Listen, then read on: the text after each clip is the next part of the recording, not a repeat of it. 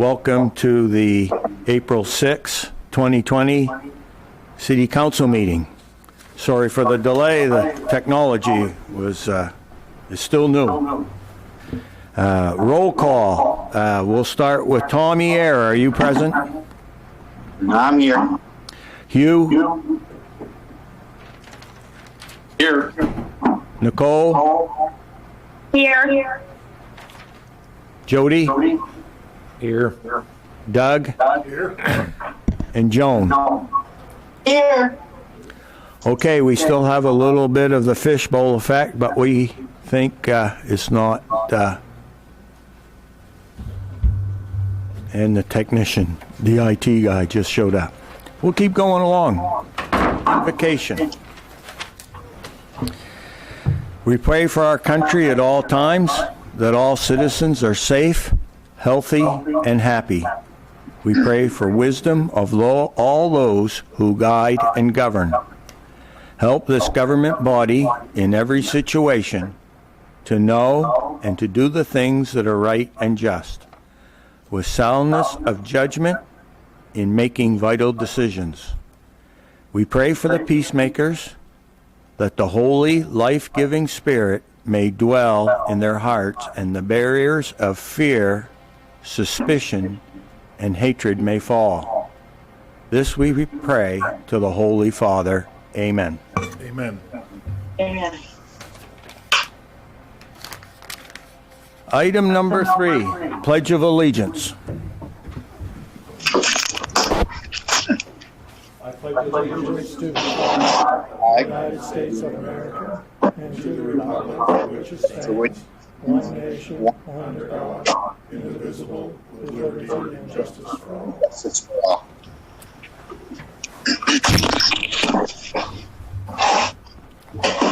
Thank you very much. Item number 4, Public Forum. Any comments? Doug? I'll read these into the minutes. Okay, so this is from a Caribou resident, Roger Felix. This public input is in the form of a request to be part of the council's records and on behalf of many of the citizens of Caribou. As one of many residents of Caribou who recently witnessed the major lack of composure and professionalism of a member of the council at the last official meeting, I wish to voice my sincere displeasure with what I had seen. During the meeting, the councilman's outbursts were not in any way in the best interest of the council or the city of Caribou, and even went as far as to bring negative press to our doorsteps. Moving forward, myself and many others in this community request that the councilman make a public apology as well as a written apology for the city record for the following issues. Number 1, unprofessional communication and language during an official meeting. Number 2, use of threatening language towards city employees and leadership of outside agencies. Number 3, use of bullying language towards a city staff as well as belittling city staff based on job titles. Directing the city manager to run endless and needless research which affects no priority issues. And number 5, bringing discredit and questionable character to the city council by constantly using cell phones during meetings. These issues alone, if not corrected, will eventually cause even more citizens to voice even more negative opinions on the future of the council. And prior to this becoming a potential political nightmare, please take this request seriously as leaders of our city. Step up and at a minimum look at censuring the member. Again, please note, I do not personally wish to see any member be replaced. That is not the intent. However, if corrected action is not seen, I truly feel many in the community will request a recall of members for unsuitability. And that will not be good for Caribou. As I stated in the last meeting I attended in early March, I know each member of the council wants what's best for Caribou. I did not wish to chastise anyone. I was merely making a point. And in this time of uncertainty, we need to more than ever to put our people before everything else. God bless each of you, and I look forward to seeing Caribou lead the way during this crisis. Signed, Roger Felix, just a simple soldier, Caribou, Maine. Okay, any other Roger, comments? thank you for your opinion. My door is always open if you want to discuss that further. Any other comments? Mayor, Yes. I received a phone call this afternoon from a Wilfred Martin, and Guys, can't hear you whatsoever. he was not. Any response from Doug? Can't hear Dennis.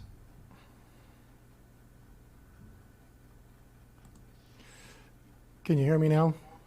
Yeah, there we go. Okay, Keep yourself unmuted. got it. I received a phone call from a Wilfred Martin today, this afternoon. He had asked to be able to speak to the item on the agenda regarding the sale of the 60 Access Highway building. He expressed concern that the city was letting that property go for nothing, and felt that the city needed to follow additional avenues before trying to sell that. Particularly, it was his opinion that the city should just put it out to an auction. Utilize the city's legal counsel to put that out to public auction and go through that process, and that we make more effort to advertise that building for sale downstate further and other places where there are other industries that could come in. He talked about the agricultural, indoor agriculture industry that's starting to grow. This building, in his opinion, would be a great place for that, as well as maybe some other options to use the space. But he asked that we be able to convey to the council his concern that we're letting go of it too easily, and asked that we consider these other options before acting on any proposal to sell the building. Okay. Any other comments? Doug? I just need to apologize. Mr. Martin called me and asked me to pick the letter up and bring it, and I was running late, and I forgot about it. So I want to apologize to him for not fulfilling what I said I would do. Thank you. Any other comments from Tom, you, Nicole, and Joan? Did you get any letters from anyone? Hearing none, I'll close item number 4, the public forum. Item number 5, City Council regular meeting, the minutes of March 9th, 2020. Chair will entertain a motion to accept the minutes. So moved. Second. Moved by Doug, seconded by Jody. Are there any additions, corrections, subtractions that any councilors have? Hearing none, all those in favor? Okay, now wait a minute. Okay, right. We got to do this Roll different. call vote. We got to go through the list. Okay, all those in favor? Tom? Aye. Hugh? Aye. Nicole? Aye. Joan? Aye. Doug? Aye. Jody? Aye. And I also. Passes unanimously. Bid awards, appointments, and recognition. 6A, North Main Street reconstruction. Dennis. We put the North Main Street project out to bid. This is a mill and fill project that is in partnership with the state DOT. They're going to basically put their money into this project as well as the cities. And bids came back in. We had 3 bidders. Soderberg Construction out of Caribou, Lanes Construction out of Presque Isle, and Trombley Industries. The apparent low bidder when the bids were open was Lanes at $338,517.50. The second lowest bidder was Soderberg Construction, which was only $157.50 more than that bid, a difference of 0.05% in price. The bid advertisement stated that the City Council reserves the right to accept or reject any or all bids to be in the interest of the City of Caribou. I've talked with our Public Works Director, Dave Ouellette, about the bids and the companies. He felt comfortable working with Soderberg or Lanes Construction, that they've both worked with the city before. Soderberg helped us at the end of last year with the Bennett Mill and Fill project that we did, Bennett Drive Mill and Fill project. It's the recommendation, because these bids are so close together, that the city award the bid to Soderberg Construction as they're the local company in town. So moved. Second. Okay. Who moved it? Councilor You. Patrick.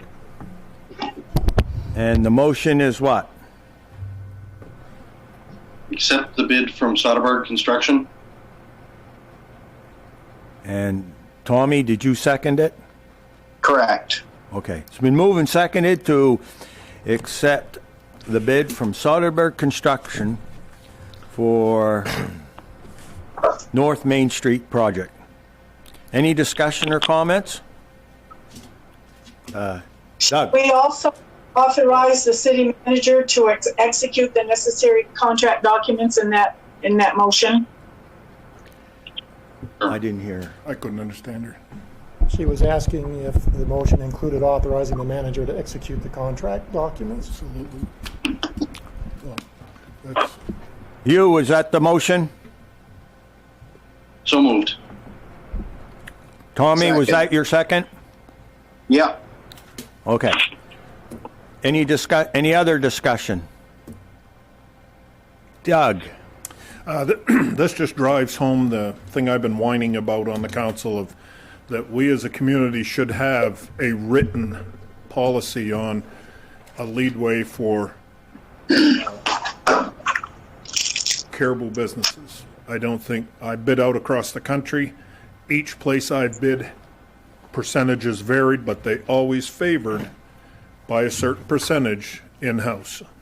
And I really think it's important that the council take time to set that. I think it's important. We don't want to, for $157, of course, everybody's on board. But we should have it in writing and clear, so all players, and Lanes does a great job too. Nothing against them, good folks, but that's a tight bid in my world. That's real tight. Anyway, thank you. Any other comments? Hearing none. The motion is to accept, and it was seconded to accept the bid from Soderberg Construction. Thomas? Hugh? Aye. Nicole? Aye. Jody? Aye. Doug? Aye. Joan? Aye. And I also will vote for it. The motion carries unanimous. Is Bob still in there? Item 6B, 2020 election clerks. Dennis or Jane or, I'm not on a microphone. okay, Dennis. As we make preparations for the elections coming up this year, our city clerk, Jane, who's our election judge, whatever you want to call it, she's the official election person. She's been asking to get clerks set aside and ready for this year. I know there's a lot of concern even across the state about elections and having people be involved with this very early on, and trying to create workarounds because of the COVID-19 separation issues. But in your packet is a list of several individuals that Jane has recommended that the council appoint as election clerks this year, as assistant to the election clerks this year? Actually, it's for the next 2 years. It's done every 2 years on even years, and I have to submit it to you. That's why you got it in an email last week. I have a time frame, and the appointment needs to be done by the council by May 1st. These individuals have expressed an interest. Some of them are new, some of them are repeats from the past. I think there's 35 on the list. There's a mixture of Democrats, Republicans, Greens, and unenrolled.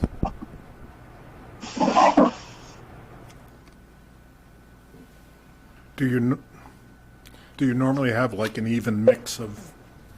I like to Parties. have about even between the Democrats and Republicans. I can't tell you what the mix is right here.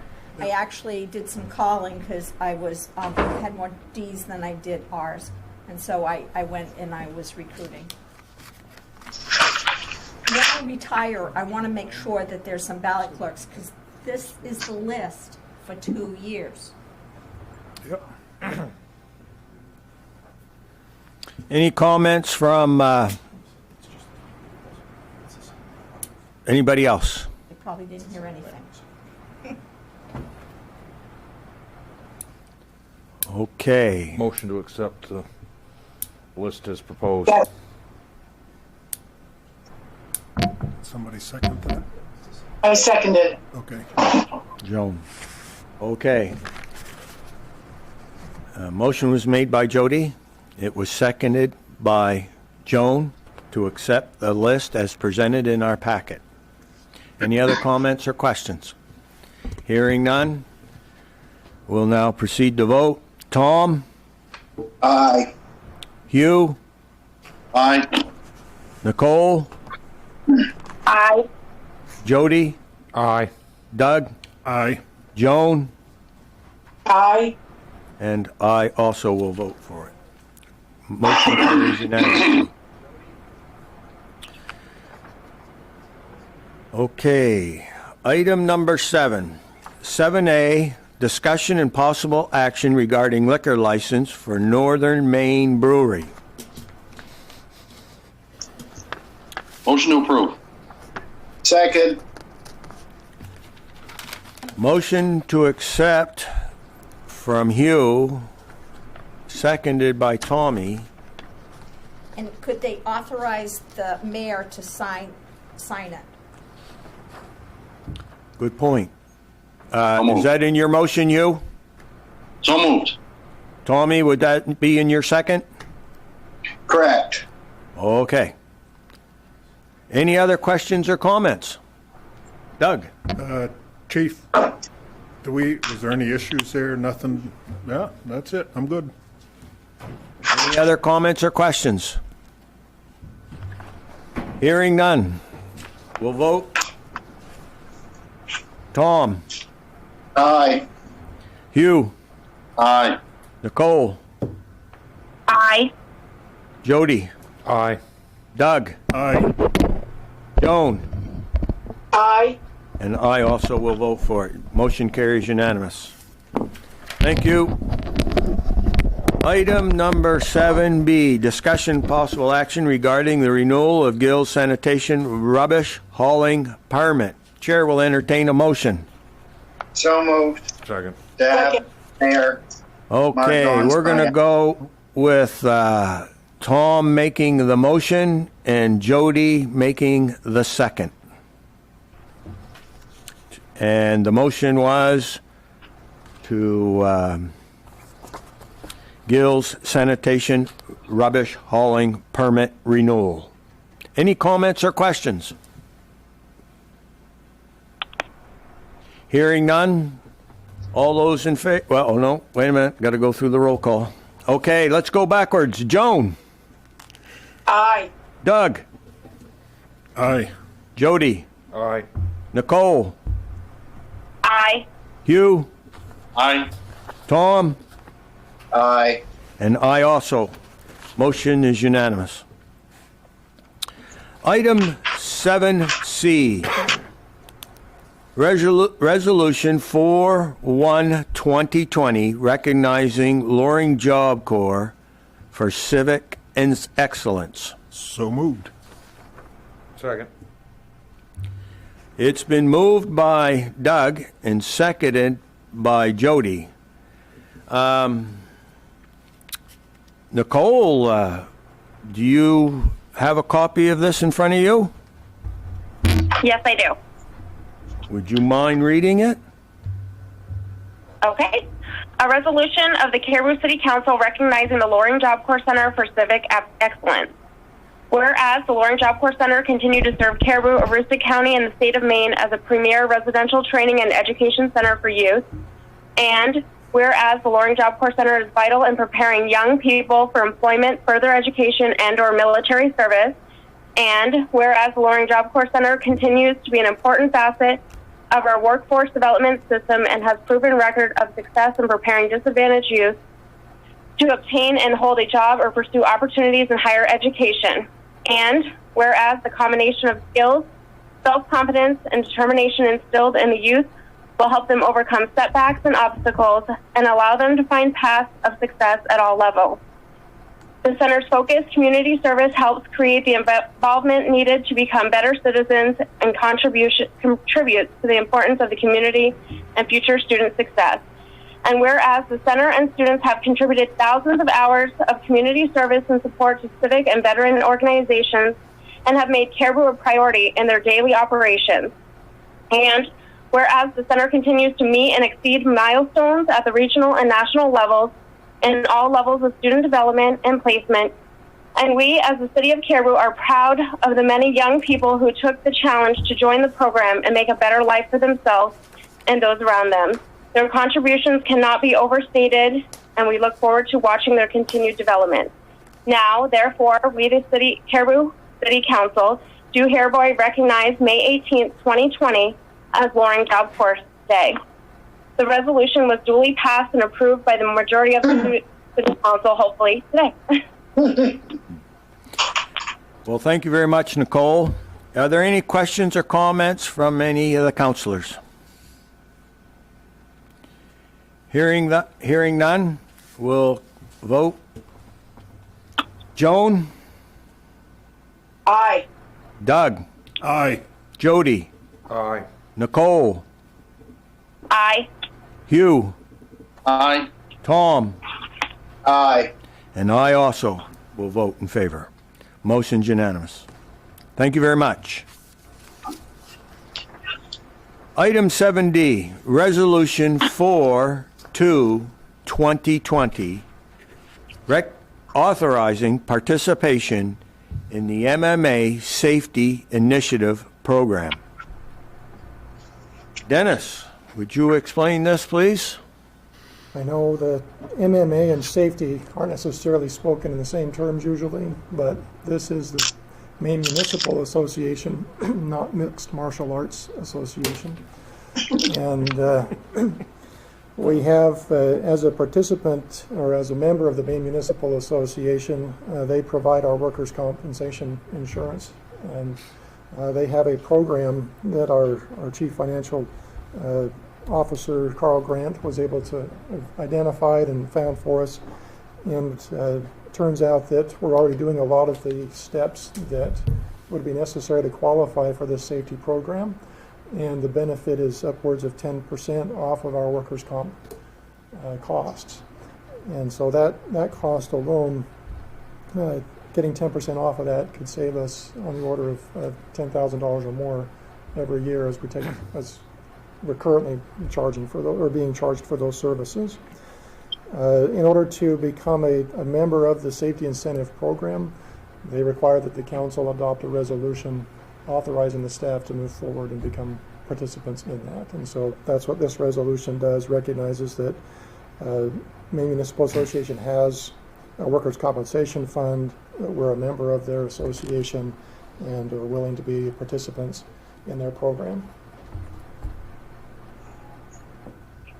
I can read it all the way through if you think that's necessary. I don't think so. Right, no. Any questions or comments? from the council? Councilor Kirkpatrick has a question. Okay, go ahead. So the CUD has started going through the process of checking to make sure we meet all the criteria in all three tiers, and our goal is to meet all three as well. Our benefit is not quite as robust as the city's, between $1,700 and $1,900 per year. But it's a good program.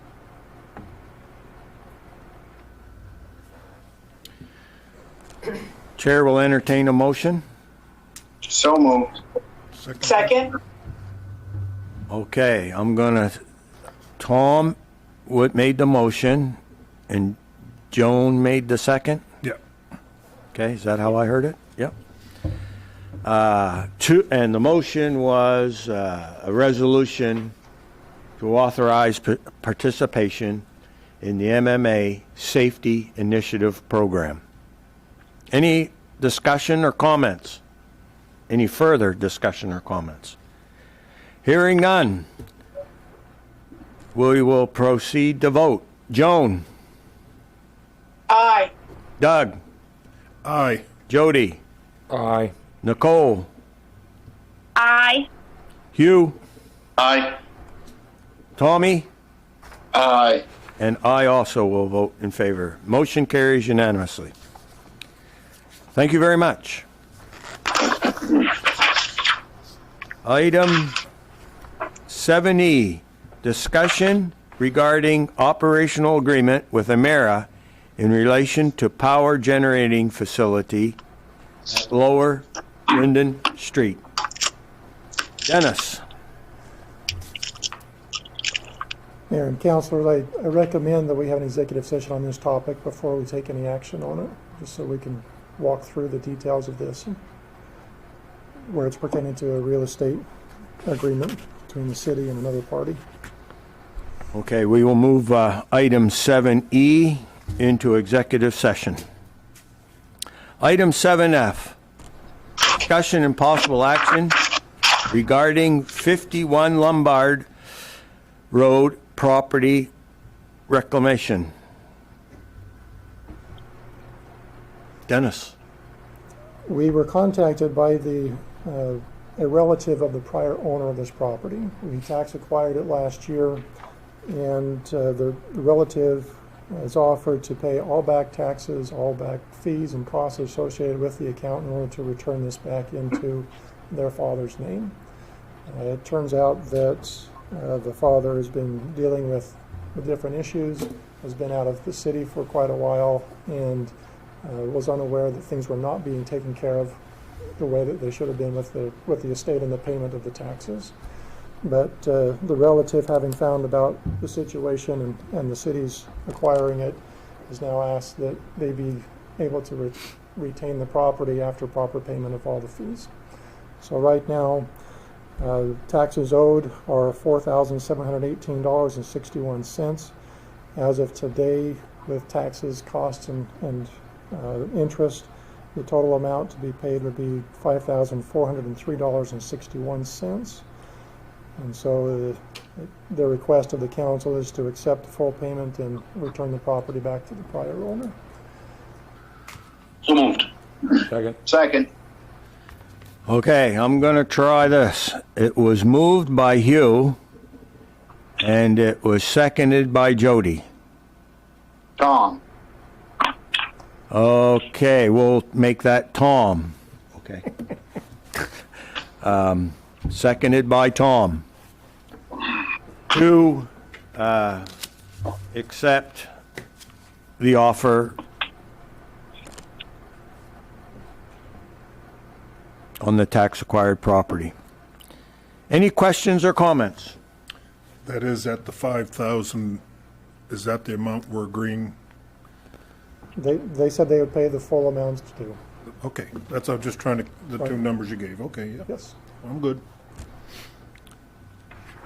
Any other comments or questions? Hearing none, we will proceed to vote. Tommy? Aye. Hugh? Aye. Nicole? Aye. Aye. Jody, Aye. Doug, Aye. Joan, Aye. and I also will vote in favor. Motion's unanimous. Thank you very much. Okay. Number 8, item number 8, old business. Discussion regarding business assistance programs due to the COVID-19 virus. Dennis. Councilors, we've included in your packet a memo that outlines 7 different resources that businesses may consider tapping into during this time. We know that it's very difficult on the private sector, well, all sectors, really, because of the issues we're dealing with and the social distancing. There are some free online resources that Bernstein Sure and PortlandRegion.com are providing as far as webinars that are free, discussing HR issues.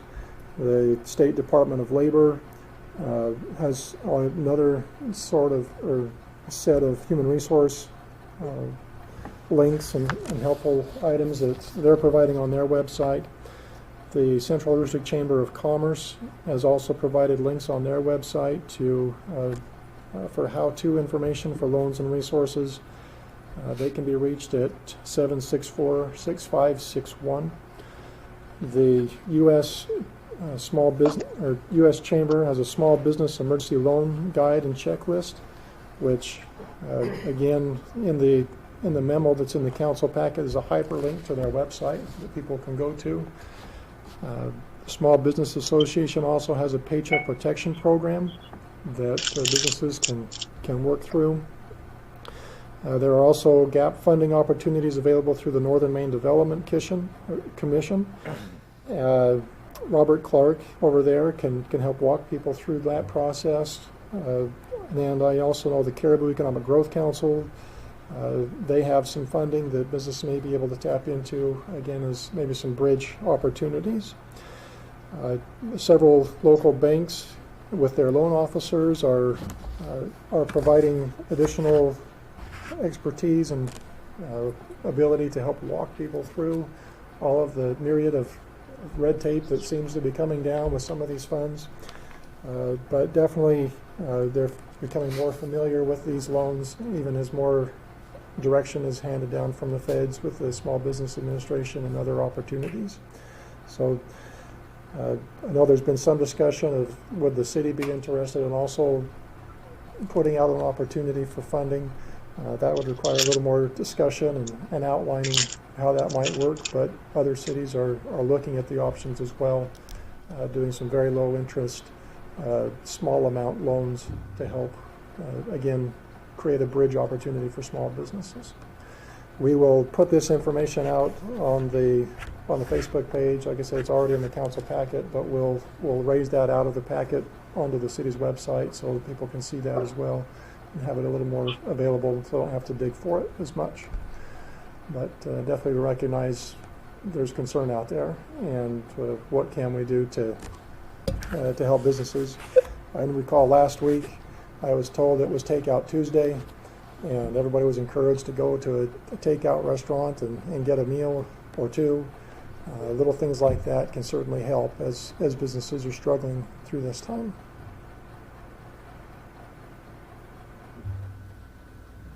Thank you, Dennis. Any comments from any of the councilors? You knew that was coming, right? Doug? I know, it's no surprise. I just want to say I'd encourage all my fellow businessmen and women to take a minute and look at the payroll protection plan. For the amount of time that you put into it, you'll be surprised the benefit that you could get from that. I just encourage them to take a minute and dig into it. If you need some help, you need to be some questions or how to get there, I'd be more than willing to tell you what little I know and show you my documents. As a city, is the city eligible for the payroll protection? We haven't looked into that yet. You should, really should. Anyway, that's all I had to say. Thank you. Thank you. Wouldn't, Any other comments? yeah, wouldn't the declaration that Janet Mills just put forth to President Trump and he signed, that emergency declaration she put out, says it helps municipalities in there? Is that something that's designed for the payroll? And We can utilize those funds as we look at certain costs would be eligible. And we are tracking those costs already. Laura Adams through the police department is collecting a lot of that information already from all the departments on the costs that we're incurring due to this pandemic. So we're tracking all of those things in the hopes that we can eventually recoup some of those costs through the federal dollars. it would be my understanding that that's where we would recoup those costs. This whole payroll deal, to me, from who I've talked to downstate, there's more applicants than there is money out there. I mean, do what you will, but as far as I'm concerned, I think we should be looking at the declaration that President Donald Trump signed for Governor Mills and see if we can't get money that way. We need that payroll protection to small businesses, because there's many small businesses like mine where we got hit pretty hard with this thing. So, but I think we need to get this in, even if Penny could put it out on Facebook or whoever does the Facebook page, more outreach on our part to help support our local businesses would be my suggestion. Make this stuff a little bit easier, because the form that everybody got last Monday has now changed. There's a new form that came out Friday. So if we could have somebody that would be apprised of that information to be able to spread it to the small businesses through our Facebook page or through our website, I think that would be beneficial as well. Thank you, Tommy. Anyone else on the council?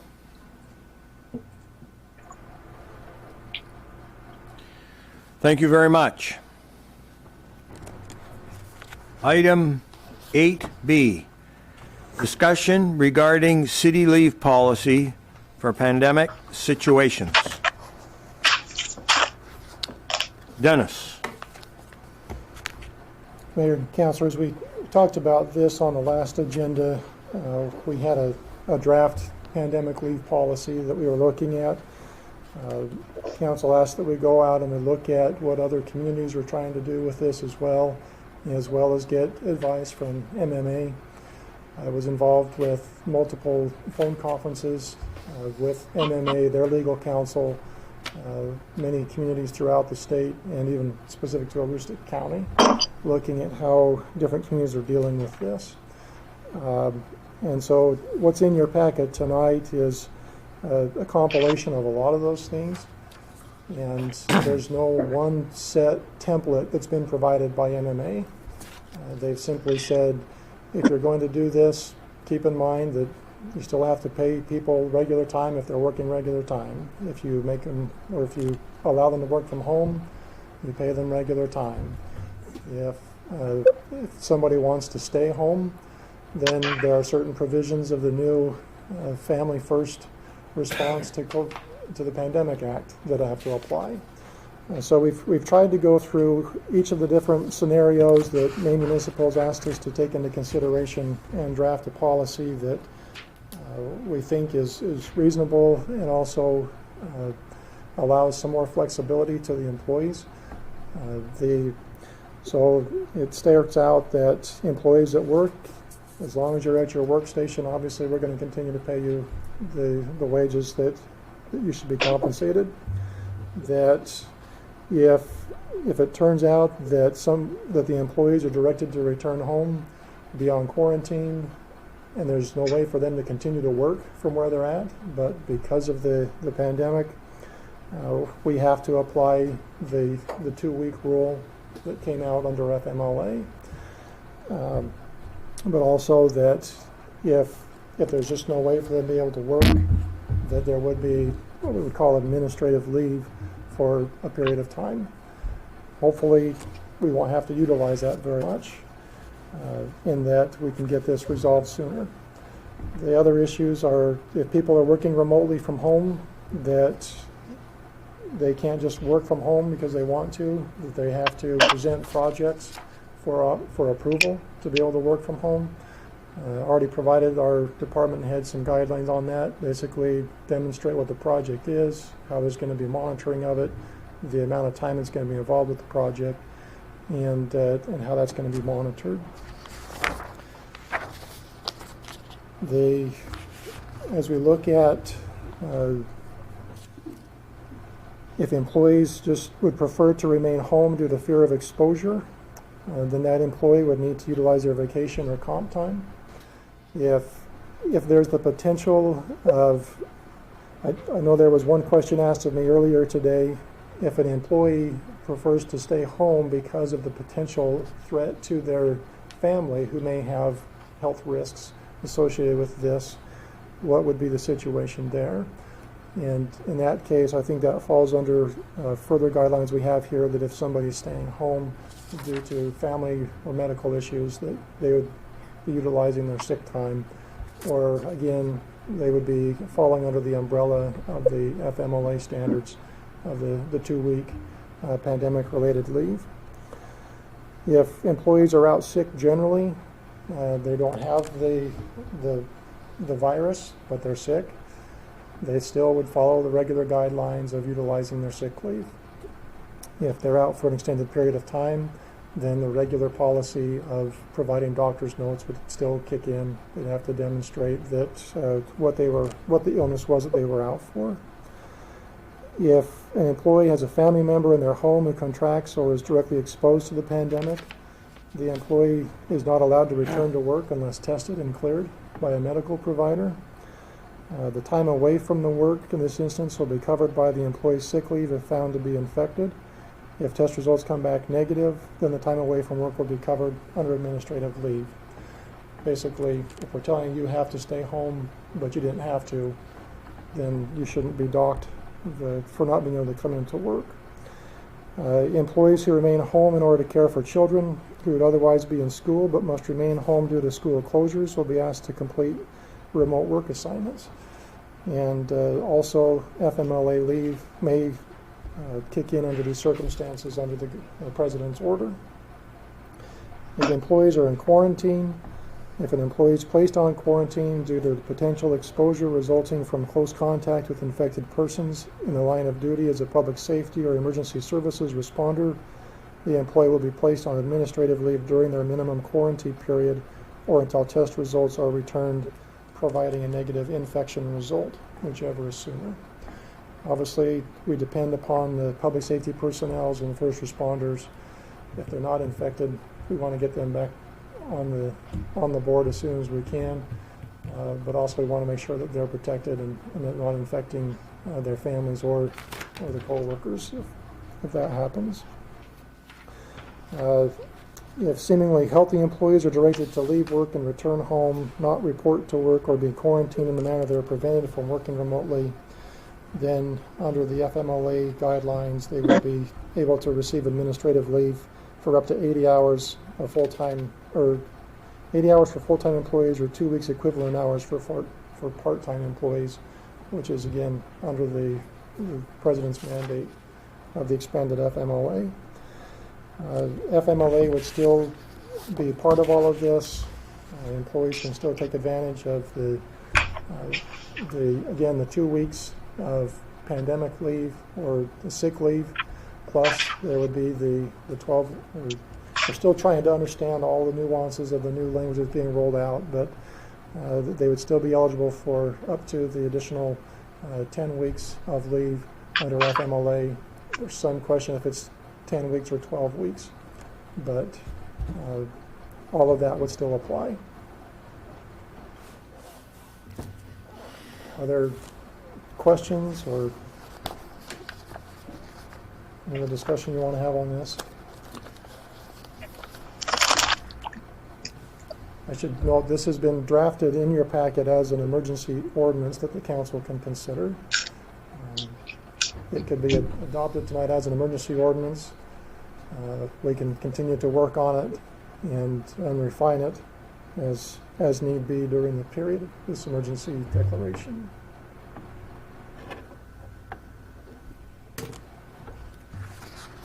Any other comments? I move that the council moves forward with accepting it as an emergency ordinance. Second. Moved by Nicole and seconded by Jody. Any other comments or questions? Councillor Morrell has. I'm sorry. I'm sorry. Doug. Okay. Yeah, I'm sorry. I have two concerns. One is I'd like to have the time to compare that with what the rest of us are getting with the declaration the president put out. I didn't quite fully grab everything you read there, and so I'd like to be able to look at that.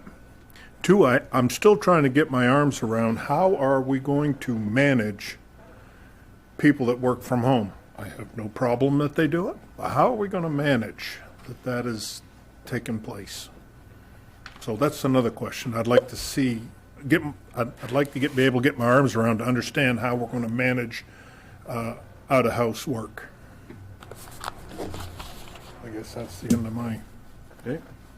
Any other comments or questions? If I could maybe address the at-home work question. So, as I stated earlier, it's a project-by-project basis. Right now, we've had 2 employees from the library, the part-time employees, that due to their age and health issues, have actually received medical notes that they should not be working in the public. But the librarians presented information to me to look at that there is still work that they can be doing from home that's going to help the library. And they've put those projects together based on the typical hours that those employees would be working so that they can continue to get regular pay and not have to burn any of the vacation time that they had or the comp time. Right. And so I follow up with the directors regularly on that.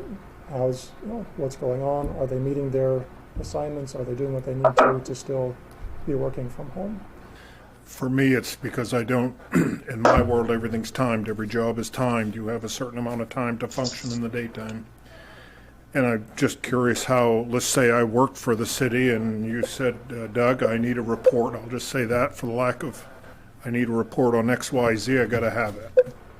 How do you monitor what I'm doing? I mean, honestly, I could take, that's a big gray area for me to say you just need it.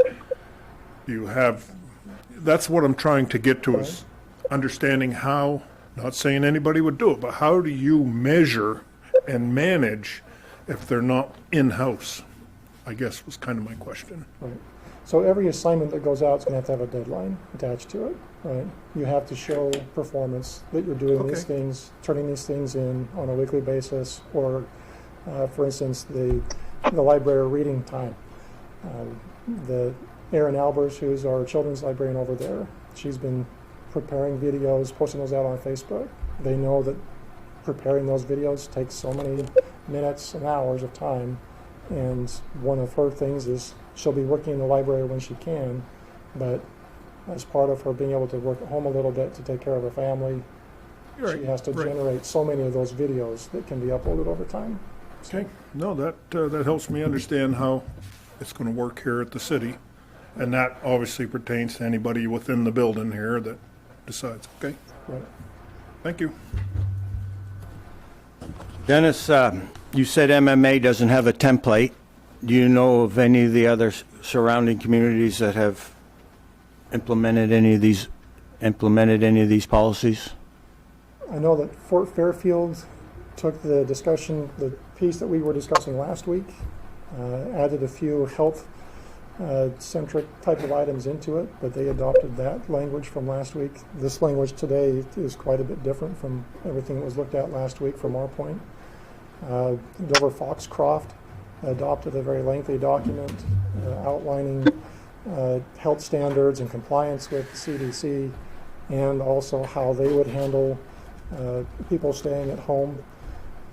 One of the elements that they had that's not in ours does state that if somebody decides that they're going to stay home as a preventative measure to protect their family, that they would still have to utilize at least 50% of their own sick time to do that. They couldn't just be able to go home and be on administrative leave if that was the case. Do we know anything from Presque Isle? I haven't seen their specific language yet. In your presentation, you made note that you're still trying to understand the regulations. I think a lot of people are, yes. And as you mentioned, the document that we saw last week is totally different from the document that we have here. Well, there's a lot of difference, Right, as you said it. right. And I'm just concerned that once the document that is produced a week from today could be even more. Now, if this is what the council adopts, if there's a significant change that provides even greater benefit or more restrictive benefits or regulations, and it comes down from the federal or the state side, we would have to comply with those regulations.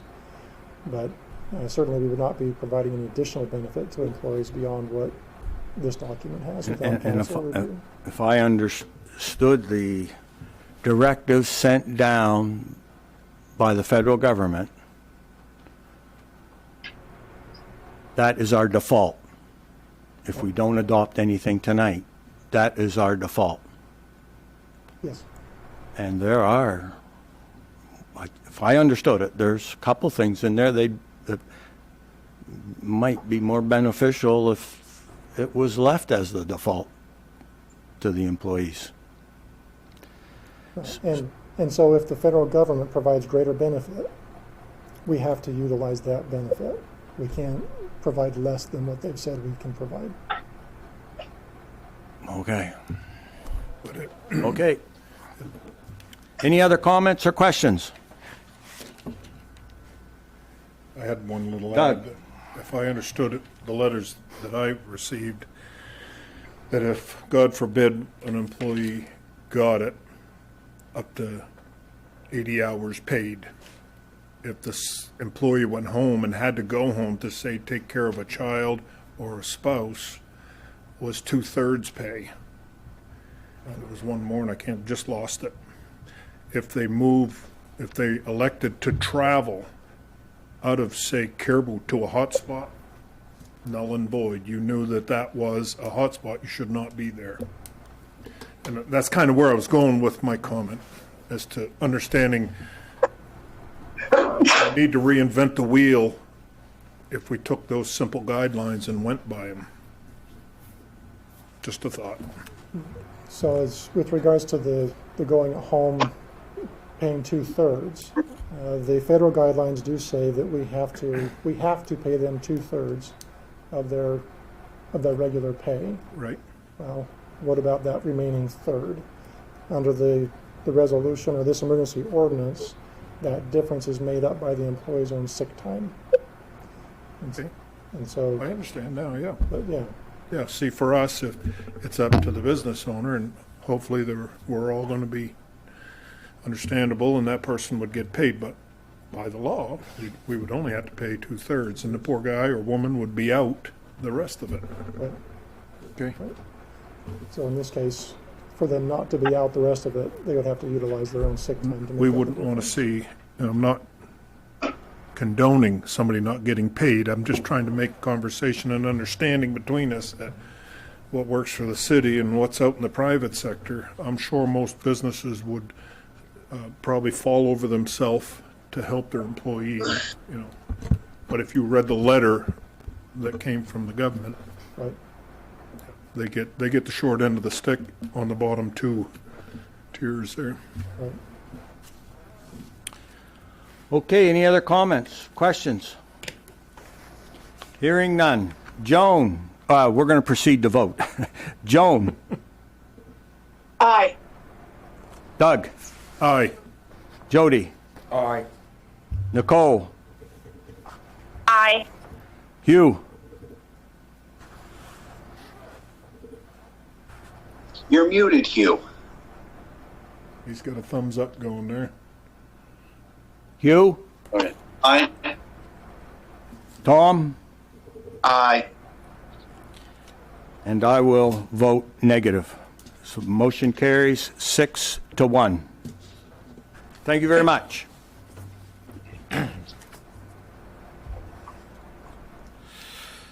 Item 8C, discussion and possible action regarding sale of 60 Access Highway property.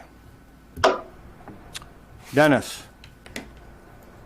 Mayor, I recommend we have executive session on this to discuss this with the council as well before any action is taken. Okay. Number 9, reports and discussion by mayor and council members. Any council member wish to discuss anything? Tom? I'm good. Hugh? Good. Nicole? I'm good. Jody? I'm good. Doug? I'm good. Joan? I'm good. Okay. Mayor, no, that's me. Nothing for me. Report from the city manager.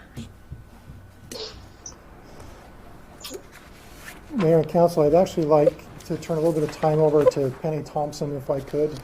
There's been some things that have come up with regards to tax assessing and benefits that residents can get due to the pandemic situation. I'd like her to take just a couple of minutes to walk through some information that she has, if that's okay. Okay, Penny.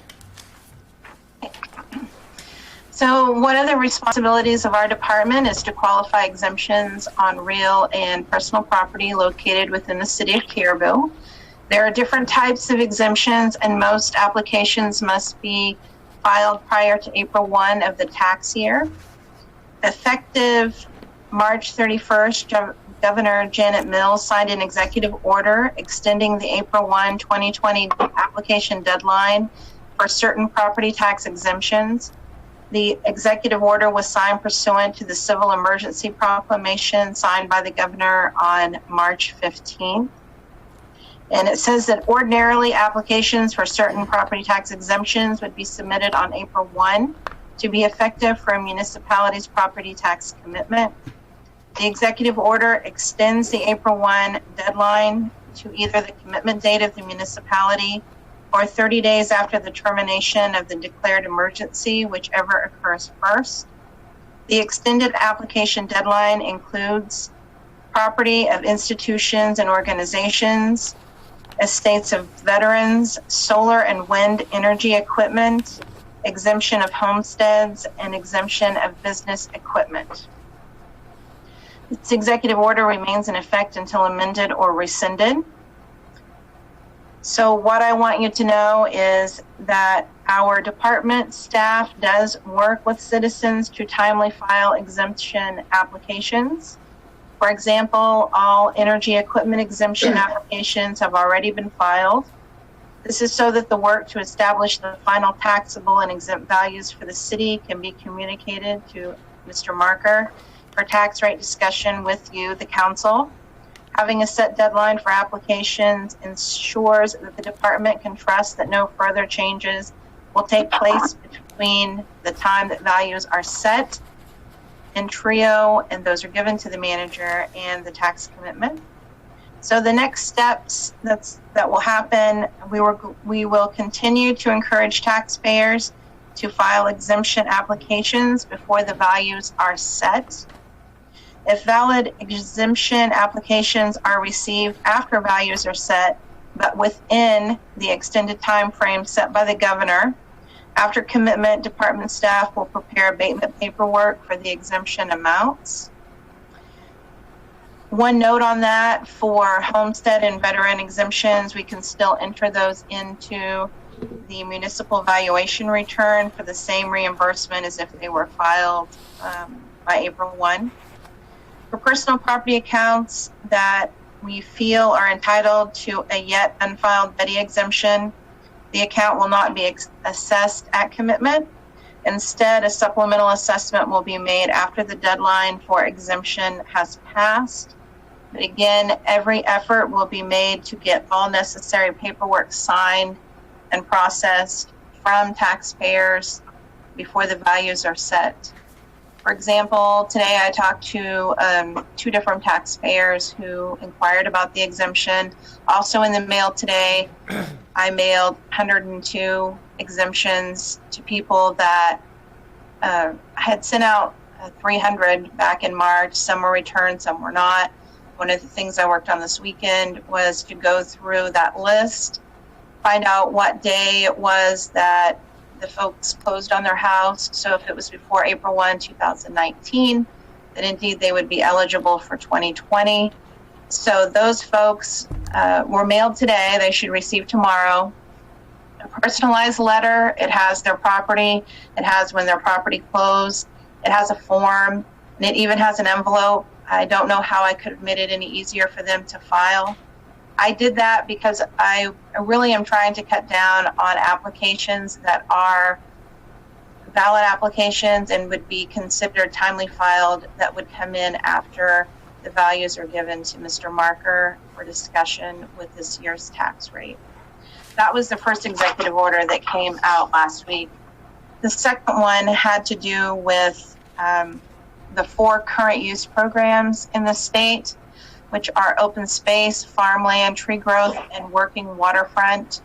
Caribou does not have any working waterfront. We have 1 parcel in open space, which actually the owners are moving that to farmland this year. That's something we have ongoing.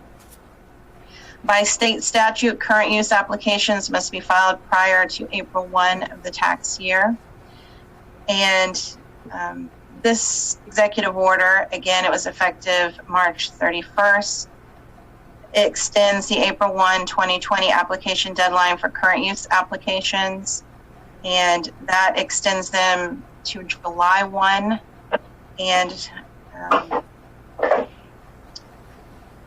again, this executive order remains in effect until amended or rescinded. And my discussion on that, again, having a set deadline ensures that the department can trust that no further changes will take place. Unlike exemptions, department staff, we have no way of knowing who might be considering enrolling in a current use program, as many owners would qualify, but not many apply each year because of the penalties to withdraw. Department staff will continue to encourage taxpayers to file applications before values are set. If valid applications are received after values are set, but within the extended time frame set forth by the governor, after commitment, department staff will prepare abatement paperwork for the difference between current use and full value rates. And again, these amounts can still be entered in on the municipal valuation return for the same reimbursement. One of the things I did today, I contacted 12 foresters who have worked with taxpayers in Caribou in the past on tree growth applications. I tracked down their mailing addresses. I sent them out a letter today with a copy of the executive order to just let them know, number one, about the executive order. So if they're hearing that from potential clients of theirs, but also to just explain that it's very important to me personally that the values that I give to Mr. Marker to share with you are correct, and that you can trust that there's not going to be any other exemptions coming in. And I've asked them if they could to get any new applications that they're working on to me by the end of May, but I did assure them that if they are received in a timely manner, we will work on abatements for those things. As you know, and one of the things I've stressed to them, and I've also stressed to Maine Revenue, is by the Caribou City Charter, the tax rate needs to be set by June 30th. And knowing that, I know that for Mr. Marker, it's very important to him that he has those values so he can work with you on a tax rate, and that he would like to have those values as soon as possible, especially where, as far as we know, we'll be voting on a school budget. So he'd like to have those before that so he knows what the impact, if they pass what's presented for a budget, what impact that would have on the tax rate. So our department, we try to take a lot of pride in getting good values to him. We're working on processing different declarations now and trying to get everything done.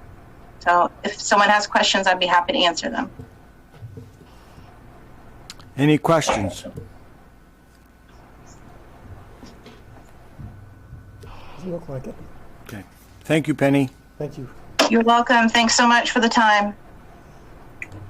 The other elements I wanted to highlight in the manager's report, again, this is in your packet. One of things under events and marketing. Due to lack of interest and also the current social distancing mandates, the Caribou Yard Sale event has been postponed to a date uncertain. We are looking at the possibilities of trying to get that in place later this year, but we start to get into conflict with weekend celebrations from all the other towns and don't want to conflict with those if we don't have to. We are still working on future events for the summer as if they'll continue. We don't know for sure, obviously, how long this pandemic executive order is going to be in place, so we're still working toward those summer events. We're continuing to get more great photos for the photo contest. Miss Brandy Lindsay was the contest winner for March. Her photo and narrative is attached to the report. Let me see if I can actually pull that up for you. Her narrative says, "Hi, my name is Emily. We just moved here from Florida a few weeks ago. It was always too hot for my kids to play outside. Every day since we've been here, my kids have gone outside to play." Let me jump down to the photo so that you can see that. My kids have gone outside to play and be kids again. I'm thankful that they can just play and be kids again. No more staying cooped up inside on gaming systems. They are enjoying the beautiful scenery, snow, and cooler temperatures. We love Caribou. And so as part of this photo contest, we've got a hoodie and some trinkets from local businesses to give to the winners. I think we had over 20 photos in March that got submitted. Very beautiful photos, very great sentiments with each one. And so the intent is at the end of the year we'll put together a Caribou calendar that we can sell and promote and then push that out. But definitely thanks to Emily Scott and the others that are participating in that event. The other one that's currently going on right now is the Great Caribou Teddy Bear Hunt. If you go onto the city's Facebook page, you'll see that there are over 100 residents in the community and probably elsewhere in the surrounding region that have put teddy bears up in their windows of their homes and done glass paintings and things, window paintings, so that as people are outside, kids are outside going on walks with their families, they can spot bears all over the city. And hopefully not any real ones, but anyways, it's something that's taking off very well. A lot of participants. It's definitely a feel-good for the community to participate in that, and so that is ongoing. On page 26 of the packet, the public safety building, the council discussed with Artifacts Architects the architect's findings on the VMS, Sitel, and City Hall building during your work session last week. So we still are looking for additional guidance from the council about, do you want additional buildings looked at? What direction do you want to go with that? So that's a point for a discussion I hope we can have a little bit tonight. The cable franchise renewal, ready to share updates with the council on that negotiation process. We can do that in executive session tonight as well under real estate, economic development if you'd like. The River Road, still waiting on a final set of construction drawings for the new River Road. Dr. Chomka has asked the city to consider a land swap adjacent to disturbed properties. Again, something that we can discuss in executive session under real estate. I think those are the major elements for highlight tonight in my report, unless there's something else that the councilors want to discuss. Any comments from the councilors from the council on Dennis's report?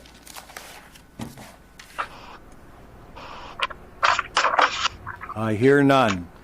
Dennis, could you add an item to your report?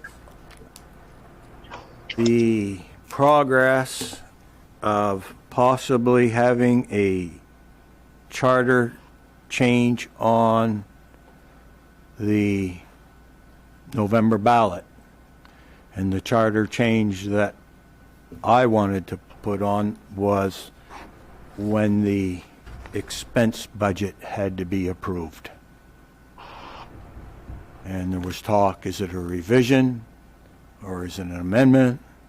And I think our discussions, the last discussions we had on it were, regardless, a lawyer's got to look at it. A lawyer will have to look at it, the council will have to prepare the language that you want, and I can help with that, obviously. And it has to have an ordinance drafted up for the citizens to consider in a public hearing, and then also put it on the ballot for their approval. So I can do that for you next. Yeah.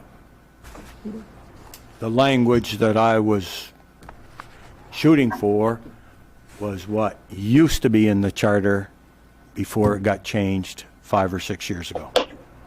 That the expense and the revenues are done at the same time Sometime in March. in March. Whatever the charter said, however the charter had it before is the language I was looking for on this one issue. So Okay. that's the line. Any other comments from the council? Doug?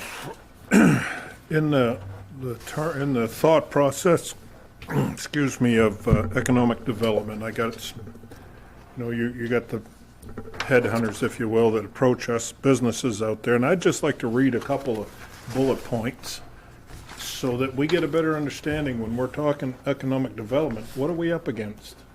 So it says, it's talking about the incentives to go into this state, and I won't mention the state. Lower your cost of doing business, expand your business faster, reduce your cost of capital, take advantage of federal incentives. Here are some of the ways. No property taxes,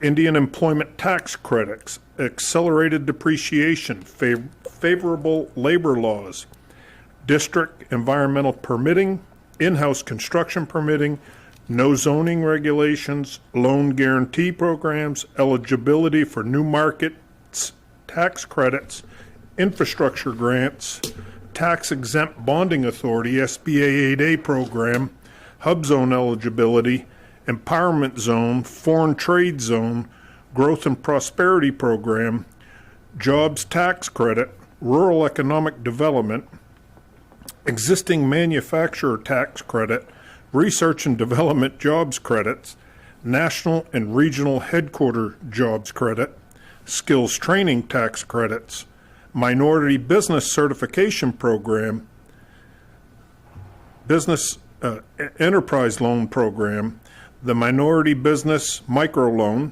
the capital access program, minority surety bond guarantee program, small business assistance loan program, rural impact fund loan program, job protection loan program, and business incubator loan program. So that just kind of helps us get a pulse on, we don't want to be bringing a knife to a gunfight when it comes to economic development. And I think it furthers the direction this council's heading is to streamline the way we're going and build up the accounts if we're going to attack economic development with any sincerity. So just a kind of an FYI, that's what we're up against. There's a lot there. Thank you. Thank you. Item number 11, report by staff and appointed officials. If they can hear me, I would like to remind people that they can call and request an absentee ballot for the June election. It's not too early. They can also go online. do it now, get all prepared, and you don't have to worry about it. 2, if you need to make a payment, or want to make a payment, need is probably the correct word, then you can drop it off in the police department. There is a locked blue metal box there, and even though it's in the police department, the clerks are the only one who has the keys to it. So it's very secure for anyone who wants to drop off their payments. So drop off your payments, give us a call, and we'll see if we can direct you to your sources for licensing and taxes. That's it. Thank you, Jane. Chair will entertain a motion to go into executive session under economic development and real estate under 6.C. So moved. Second. Moved by Doug, seconded by Joan. We got to go through the vote again. Okay, we're going to proceed. Do we want to do the police issue first, if Mike doesn't have to hang around, or is... Okay, We missed something? we will, Joan, will you remove your second? Yep. Doug, will you remove your motion? Absolutely. Okay, we'll go into executive session. Discussion regarding collective bargaining contract with the police officer under 6.D. Chair will entertain a motion. So moved. Second. Moved by Doug, seconded by Joan. Any discussion? Okay. Joan, Yeah. Doug, Aye. Oh. Jody, Aye. Nicole, Aye. you, Yes. Tom, Aye. and I will also vote for it. Motion carries unanimously. Thank you very much, and we wish everyone a great evening. There's a question by Councilor Kirkpatrick. Okay, Hugh? Okay, so do we all jump out and then jump back in with new? Yes, we have a separate Zoom account for the executive session that the officers can connect into. Okay, so we all got to jump out and then relog back in. Go into that new link. Yes. Okay, Thank see you in a you. minute.